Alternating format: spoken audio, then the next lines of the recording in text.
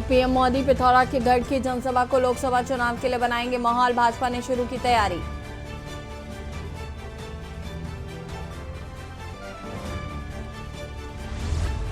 Cabinet मंत्री की अध्यक्षता में प्रवर समिति गठित, राज्य आंदोलनकारियों को 10% क्षैतिज आरक्षण देने के संबंध में समिति का गठन।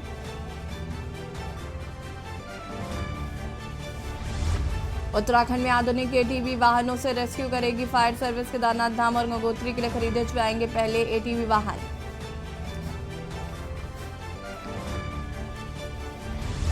केदारनाथ धाम में फिर लौटी रौनक, यात्रियों की संख्या। धाम में एक बार फिर लौटने लगी रौनक, बीते एक सप्ताह में कई श्रद्धालुओं ने किए दर्शन।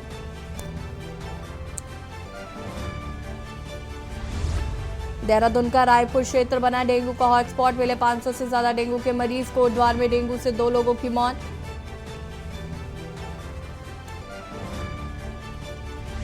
पौड़ी में पिछले 24 घंटे में मूसलाधार बारिश से जनजीवन हुआ प्रभावित। बारिश के चलते जिला प्रशासन अलर्ट। आप देख रहे हैं के न्यूज, खबरों का सारथी। नमस्कार, खबर उत्तराखंड में आप सभी का स्वागत है। मैं हूं आपके साथ यशी शुक्ला। उत्तराखंड में एक और नई पार्टी का हुआ जन्म, राष्ट्रवादी रीजनल पार्टी का गठन किया गया है। पूर्व यूकेडी नेता शिव प्रसाद सेमवाल ने बनाई पार्टी।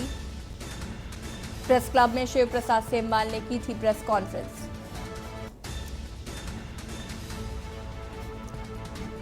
पूर्व यूकेडी नेता शिव प्रसाद सेमवाल ने इस पार्टी का गठन किया है।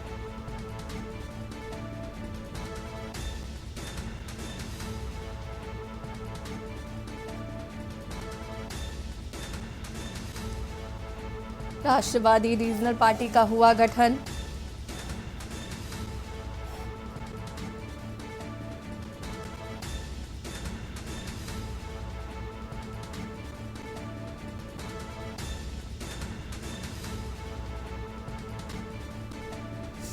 उत्तराखंड में एक और पार्टी का हुआ जन्म, राष्ट्रवादी रीजनल पार्टी का हुआ गठन।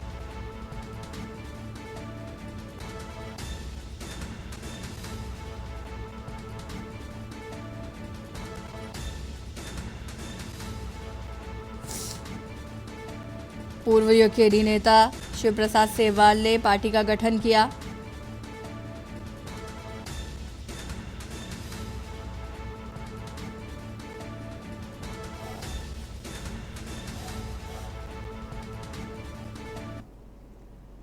बागेश्वर उपचुनाव में भाजपा को मिली जीत के बाद भाजपा में खुशी की लहर है। वहीं इस जीत पर भाजपा प्रदेश अध्यक्ष महेंद्र भट्ट ने कहा कि बागेश्वर उपचुनाव में कम मत प्रतिशत के बावजूद पार्टी ने 61% बूथों पर बढ़त बनाई है। उन्होंने कहा कि पार्टी ने पिछले चुनावों से अधिक वोट हासिल किए और इसके पीछे मुख्य वजह कार्यों पर मुहर व क्षेत्र में स्वर्गीय चंद्र नामदेशी की अमिट छाप रही है। महेंद्र भट्ट ने कहा कि बागेश्वर में पिछले चुनाव में पार्टी ने 32,211 वोट मिले थे, जबकि इस बार 33,247 वोट मिले हैं, जो कि पिछली बार से अधिक है। तकरीबन 7% कम वोटिंग होने के बावजूद पार्टी ने बेहतर प्रदर्शन किया है।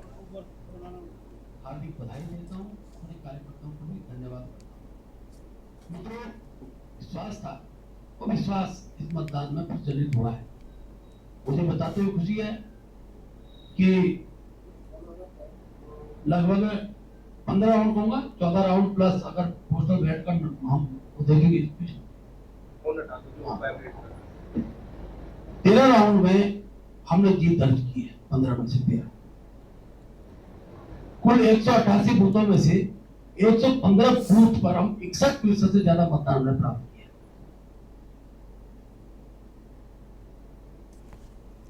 देहरादून की डालनवाला पुलिस से आयकर अधिकारी के घर हुई चोरी मामले में नौकर समेत 3 लोगों को गिरफ्तार किया है। इन आरोपियों के कब्जे से कुछ नकदी और जेवर मिले हैं।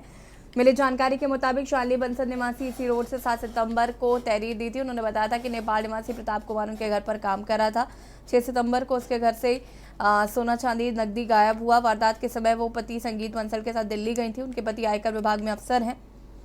चौकी प्रभारी आरागर देवेश कचकाल की टीम ने सुरेश कुमार निवासी भजन को दिल्ली से पकड़ा। आरोपी से 64 ग्राम के सोने की छड़ और चांदी की अंगूठी मिली।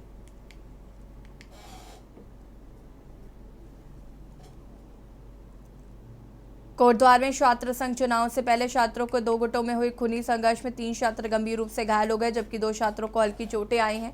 प्राप्त जानकारी के अनुसार कौड़िया में शुक्रवार रात एबीवीपी और एनएसयूआई के छात्रों के बीच पुराने रंजिश में मारपीट के दौरान चाकूबाजी की घटना हुई थी, जिसमें एक छात्र गंभीर रूप से घायल हो गया था। मौके पर पहुंची पुलिस ने एनएसयूआई के छात्र संघ अध्यक्ष सहित 2 अन्य छात्रों को गिरफ्तार करने के बाद जेल भेज दिया है।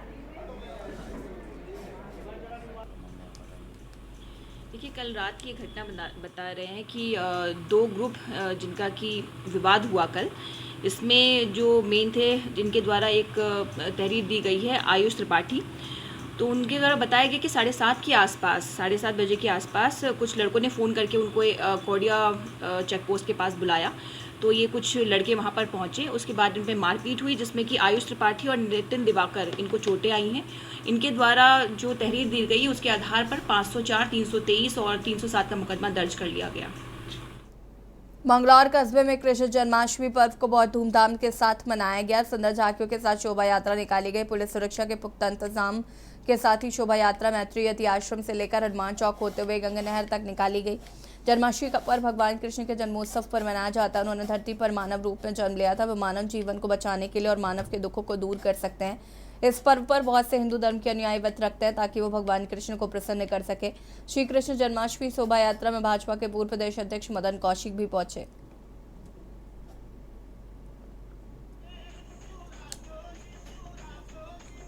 ये एक मंगलौर में पिछले 70 साल से एक ये धार्मिक आयोजन होते हैं, जिसमें आज 10वीं के दिन भगवान कृष्ण की शोभा यात्रा निकालते हुए और नहर तक जाके और वहाँ पर कंस का पुतला दहन करते हैं। यानी समाज के बीच में एक संदेश है कि अच्छाई किस प्रकार से जीतती है, बुराई पर अच्छाई की विजय कैसे होती है। बड़े धूमधाम से मनाते हैं। 5 दिन मंचन करते हैं, 1 दिन शोभा यात्रा निकालते हैं। ये शोभा यात्रा, ये कृष्ण जी की शोभा यात्रा है। ये डांटवाला मंदिर से चलकर मेन बाजार होती हुई ये नेहरू राष्ट्रीय इंटर कॉलेज पर पहुंचेगी और वहाँ पे हम कंस का दहन करेंगे।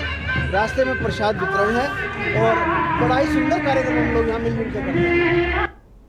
खबर अक्सर से है, जहां पर G20 समिट के चलते दिल्ली NCR पूरी तरह से बंद है। 3 दिनों की छुट्टी के चलते दिल्लीवासी बड़ी तादाद में हरिद्वार, ऋषिकेश समेत उत्तराखंड के कई शहरों का रुख कर रहे हैं। पिछले 2 दिनों में हरिद्वार के गंगा घाट और बाजारों में यात्रियों की चहल पहल बढ़ गई है, जिससे स्थानीय व्यापारी भी खुश नजर आ रहे हैं। और बारिश सीजन के चलते पिछले कई दिनों से हरिद्वार के बाजारों में सन्नाटा पड़ा था, लेकिन G20 समिट की छुट्टियों में दिल्ली NCR के लोगों ने हरिद्वार पहुंचकर धर्म नगरी की रौनक बढ़ा दी है।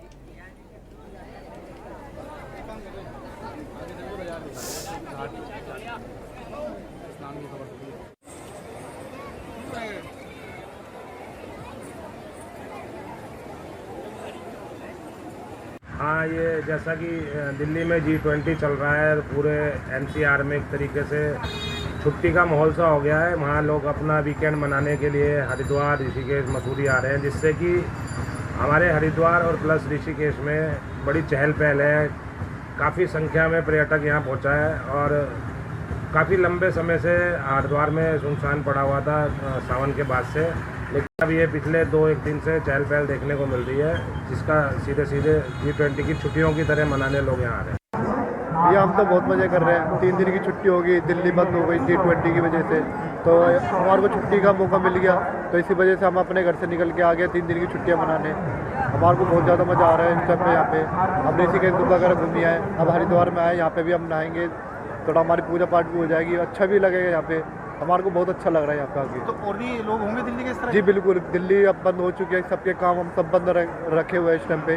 तो अब लोग क्या करेंगे, कुछ भी नहीं करेंगे, घर में रहेंगे। इसलिए आधे से ज़्यादा लोग घर पे मतलब निकल चुके हैं घूमने के लिए। आधे से ज़्यादा लोग उत्तराखंड की साइड आ रखे हैं। हमारे को काफ़ी लोग मिले यहाँ से दिल्ली के, बहुत ज़्यादा लोग। तो यहाँ हरिद्वार, ऋषिकेश में दिल्ली वालों की भीड़ नजर आ रही है? जी बहुत ज़्यादा भीड़ है। नाम बता दें। जी मेरा नाम अमन है। बढ़ते मामलों के साथ इस पर सियासत शुरू हो गई। दरअसल आम आदमी पार्टी की ओर से शहर में डेंगू के मामले बढ़ने पर नगर निगम के खिलाफ धरना प्रदर्शन किया गया।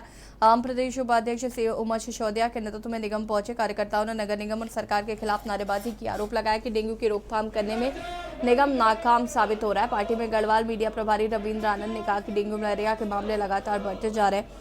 ऐसे समय में सभी जिम्मेदार अधिकारियों के फील्ड में निकलकर प्रभावित इलाकों में फॉगिंग और लार्वा साइट का छिड़काव करवाना चाहिए, लेकिन निगम की ओर से ऐसा कुछ नहीं किया जा रहा है।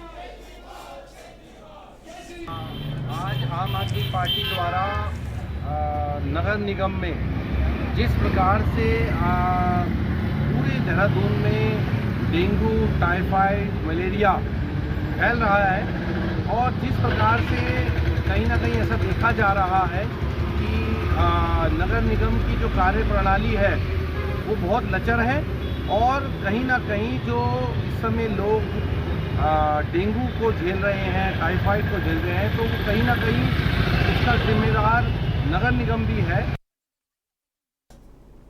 राज्य में औद्योगिक विकास में उत्कृष्ट योगदान के लिए 35 लोगों को औद्योगिक पुरोधा सम्मान से नवाजा गया। राजभवन देहरादून में कार्यक्रम में राज्यपाल लेफ्टिनेंट जनरल गुरमीत सिंह ने शॉल उड़ाकर सबको प्रशस्ति पत्र भेंट किए। उद्यमियों के साथ साथ कुमाऊं मंडल में कमिश्नर दीपक रावत, पूर्व उद्योग निदेशक सुधीर चंद्र नौटियाल, पूर्व पीसीएस हरवीर सिंह को भी उनके योगदान के लिए सम्मानित किया गया है।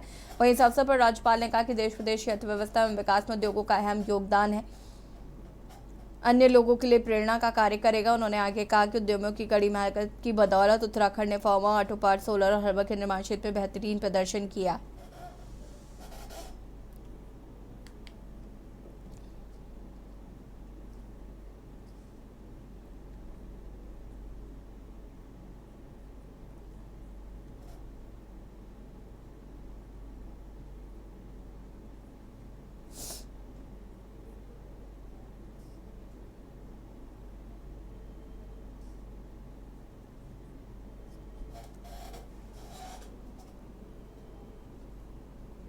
और इसी बीच आपको सितारगंज से खबर बता देते हैं। सितारगंज से खबर,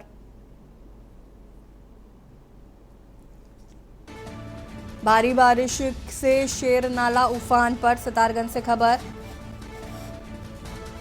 शेर नाले में एम्बुलेंस नाले में फंसी। एम्बुलेंस में 4 लोग थे सवार। सभी को सकुशल निकाला गया बाहर।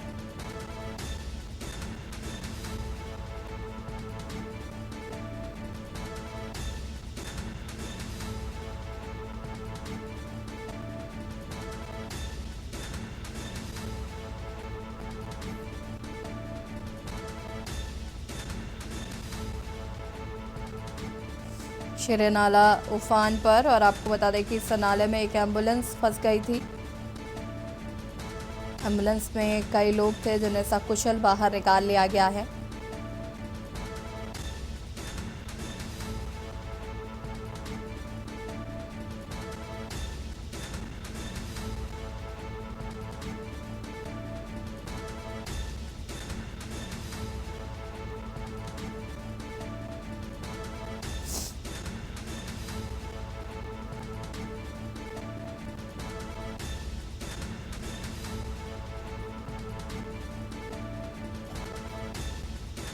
चोरगलिया सितारगंज मार्ग पूरी तरह से हुआ बंद।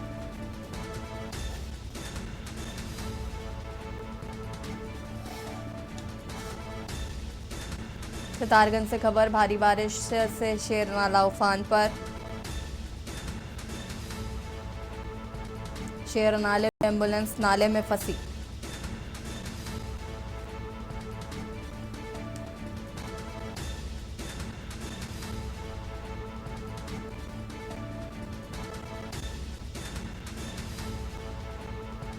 सभी को एम्बुलेंस से सकुशल निकाला गया बाहर।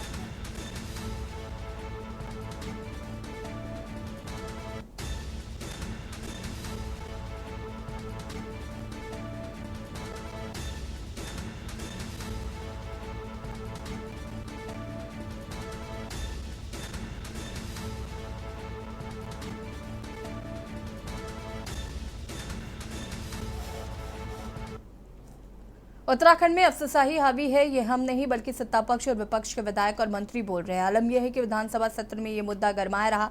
कांग्रेस के चक्राता विधायक प्रीतम सिंह की ओर से सदन में विशेषाधिकार हनन का मामला उठाया गया। प्रीतम सिंह ने पीएमजीएसवाई के मुख्य अभियंता पर बार बार फोन करने के बाद भी कॉल रिसीव न करने और न ही मिलने की शिकायत की।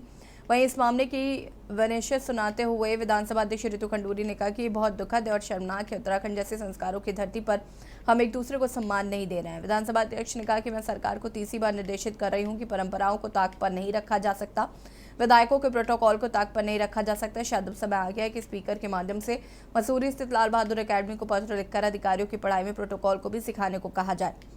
आपको बता दें कि विपक्ष के विधायकों के साथ ही सरकार के मंत्री और विधायक भी इससे परेशान हैं। धामी कैबिनेट में मंत्री सतपाल महाराज ने सचिवों की सीआर लिखने के अधिकार की मांग उठाई थी। हालांकि तब सतपाल महाराज को अगली बैठक में इसका प्रस्ताव लाने का आश्वासन दिया गया था, लेकिन हुआ ये कि प्रस्ताव फिर नहीं आया और बंद कमरे में सतपाल महाराज ने भी मुख्य सचिव से अपनी नाराजगी व्यक्त की थी। देखिए रिपोर्ट।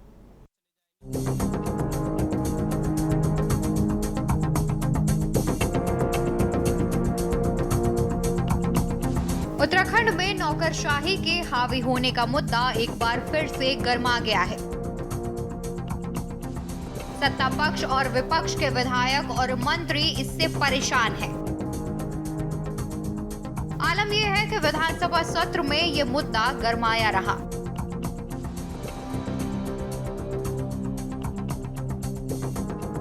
कांग्रेस के चक्राता विधायक प्रीतम सिंह की ओर से सदन में विशेषाधिकार हनन का मामला उठाया गया। प्रीतम सिंह ने पीएमजीएसवाई के मुख्य अभियंता पर बार बार फोन करने के बाद भी कॉल रिसीव न करने और न ही मिलने की शिकायत की।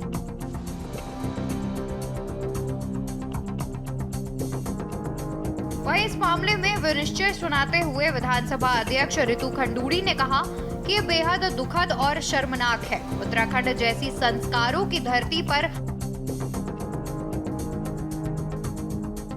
हम एक दूसरे को सम्मान नहीं दे रहे। विधानसभा अध्यक्ष ने कहा कि मैं सरकार को तीसरी बार निर्देशित कर रही हूं कि परंपराओं को ताक पर नहीं रखा जा सकता, विधायकों के प्रोटोकॉल को ताक पर नहीं रखा जा सकता। शायद अब समय आ गया है कि स्पीकर के माध्यम से मसूरी स्थित लाल बहादुर अकेडमी को पत्र लिखकर अधिकारियों की पढ़ाई में प्रोटोकॉल को भी सिखाने को कहा जाए।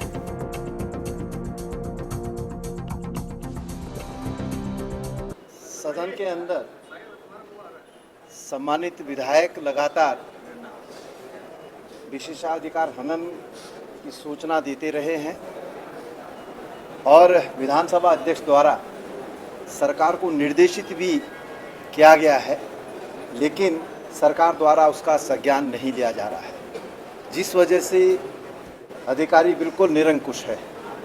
और उसी कड़ी में आज विशेषाधिकार हनन का प्रस्ताव मेरे द्वारा सदन के अंदर रखा गया। विधानसभा अध्यक्षा जी ने उसे गंभीरता से लेते हुए चीफ सेक्रेटरी को भी बुलाने का काम किया है। अब देखते हैं कि इस पर क्या कार्रवाई होती है। आज निर्णय लिया है, इसको मैं चाहूंगी कि अफसरान बहुत सीरियसली लें, मजाक में ना लें। This is not an issue of a joke या इसी तरह से नहीं कहा गया। बहुत सोच समझ के मैंने इस बात को कहा है और इस चीज को थोड़ा सीरियसली ले लें। अब आप जानते हैं विशेषाधिकार की जो हमारी समिति होती है, हनन की समिति होती है, वो है, उसमें अब ये सारे केसेस जा रहे हैं और बहुत जल्द जिस तरह का वो अपना कार्रवाई करेंगे और उसके बाद मुझे पूरा विश्वास है कि निर्णय होगा और अफसरान भी इस चीज को समझेंगे कि अगर वो अफसर हैं तो हम लोग भी जनप्रतिनिधि हैं, जनता से जीत कर आए हैं, जनता की बात को कहने के लिए आए हैं, तो कहीं ना कहीं उनको हमें वो सम्मान देना। आपको बता दें कि नौकरशाही के हावी होने से विपक्ष के विधायकों के साथ ही सरकार के मंत्री और विधायक भी परेशान हैं। धामी कैबिनेट में कैबिनेट मंत्री सतपाल महाराज ने सचिवों की सीआर लिखने के अधिकार की मांग उठाई थी। हालांकि तब सतपाल महाराज को अगली बैठक में इसका प्रस्ताव लाने का आश्वासन दिया गया था, लेकिन हुआ ये कि प्रस्ताव फिर नहीं आया। वहीं सदन में विधानसभा अध्यक्ष ने मुख्य सचिव डॉक्टर एस संधू को तलब किया। बंद कमरे में सतपाल महाराज और विधानसभा अध्यक्ष रितु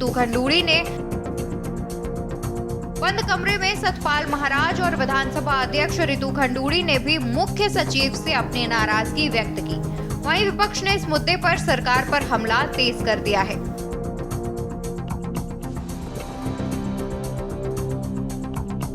देखिए, राज्य में ब्यूरोक्रेसी बेलगाम है, ये किसी से छुपी हुई नहीं है। सत्ता पक्ष के विधायक भी बार बार इस चीज़ को कहते हैं। आप देखिए कि रितु खंडूरी जी विधानसभा की अध्यक्ष हैं, कोटद्वार की विधायक हैं, और वो कहते हुए सुनी गई कि जो है अधिकारी उनकी नहीं सुन रहे। मालन नदी का जो पुल गिरा उसकी शिकायत वो बार बार कर रही थी कि यहाँ पर अवैध खनन हो रहा है, फिर वो अधिकारी जो है उनकी नहीं सुन रहे हैं। आपने पुरोला के विधायक दुर्गेश लाल को जो है टीवी स्क्रीन पर सुना कि अधिकारी उनके नहीं सुन रहे हैं। केदारनाथ की विधायक शैला रानी रावत कहती सुनी गई हैं कि जो है अधिकारी उनकी बिल्कुल नहीं सुन रहे। वो तो एक मंत्री के कार्यक्रम में बिफर गई थी। तो ये ब्यूरोक्रेसी के बेलगाम होने का अंतहीन कथा इस प्रदेश के अंदर है। मुख्यमंत्री खुद कह चुके हैं कि सचिवालय में तेरी फाइल और मेरी फाइल का खेल चल रहा है, और प्रदेश के जो है PWD मंत्री जो है सतपाल महाराज खुद कह चुके हैं कि उनके विभाग में जो एक अधिकारी का प्रमोशन उनके संज्ञान के बिना, उनके अनुमति के बिना हो जाता है। तो इस प्रदेश में क्या चल रहा है, क्या नहीं चल रहा है, ये जनता से छुपा नहीं है। कुल मिलाकर नौकरशाही के हावी होने से विपक्ष के विधायकों के साथ ही सरकार के मंत्री और विधायक भी परेशान हैं।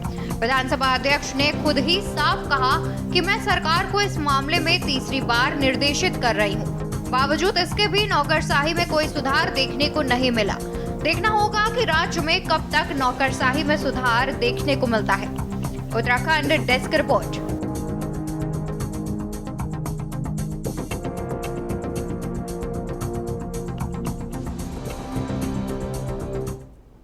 और यारों की छोटे से ब्रेक के लिए जल्द हाजिर होते हैं। आप देख रहे हैं के न्यूज, खबरों का सारथी। ब्रेक के बाद एक बार फिर से आप सभी का स्वागत है। खबर हल्द्वानी से है, जहां मौसम विभाग द्वारा अगले 3 दिनों तक बारिश के पूर्वानुमान के बाद पुलिस महकमा अलर्ट हो गया है।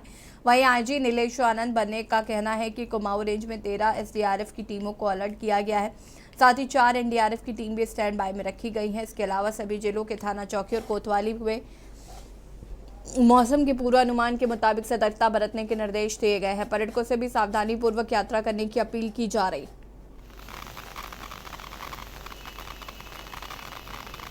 मंडल में आपदा का अलर्ट, जैसे हमको पूर्वानुमान जो है हम लोग लगातार जो है मौसम विभाग से संपर्क में है। जो भी हमारे पास रेड अलर्ट, ऑरेंज अलर्ट जैसे भी आ रहा, हम सोशल मीडिया में उसको तत्काल डाल दे रहे हैं। और जो आने वाले टूरिस्ट है उनको आगाह कर रहे हैं कि फला रास्ते जो है अगर कोई बंद है, डाइवर्जन है या नहीं जाने दिया जाएगा, तो पहले से ही हम लोग जो है, ताकि उस हिसाब से लोग अपना प्लान आगे की जर्नी करते हैं। जो हमारी SDRF की टोटल 13 टीमें कुमाऊं मंडल में काम कर रही है। सभी ज़िलों में जो है 2-2 टीमें हमने रखी है। पिथौरागढ़ में 3 टीमें हैं। ऐसी कुल हमारे पास 13 टीमें SDRF की लगी हुई है। और NDRF की भी 4 टीमें लगी गई है, जिसमें पिथौरागढ़ में है, बागेश्वर में है, अल्मोड़ा में है उनकी, और उनका बटालियन के जो हेडक्वार्टर उनकी गदरपुर में है। जो कमांडेंट है बटालियन NDRF के, वो हम लोग लगातार संपर्क में है अभी। और सभी के नोडल, जो आपदा के नोडल अधिकारी है, उनके नंबर्स भी जो है हमने हेल्पलाइन के तौर पे तमाम सोशल मीडिया और मीडिया के माध्यम से फ्लैश किए हुए हैं, ताकि अगर किसी को कोई जानकारी लेनी हो तो वो जो हमारे आपदा नोडल ऑफिसर से संपर्क कर सकता है। खबर कालाढूंगी से, जहां पर कोटाबाग ब्लॉक अंतर्गत ग्राम सभा बजनियावाला पतलिया गौद्वारा सभाओं में कई सालों से हाथियों का आतंक बना हुआ है। हाथियों के झुंड ने किसानों की कई हेक्टेयर धान की फसल रौंद डाली, जिसमें किसानों में रोष व्याप्त हुए। वन क्षेत्र अधिकारी कालाढूंगी के कार्यालय का दर्जनों ग्रामीणों ने घेराव किया है। अगर कोई अस्पताल में दुख तकलीफ हो जाए, वहाँ लाखों का खर्चा आता है, तो किसान को जमीन बेचनी पड़ती है। तो हमारा मुआवजा हमको कर सकते हैं। खबर उत्तराखंड में फिलहाल इतना ही। देखते रहिए के न्यूज़ इंडिया। नमस्कार।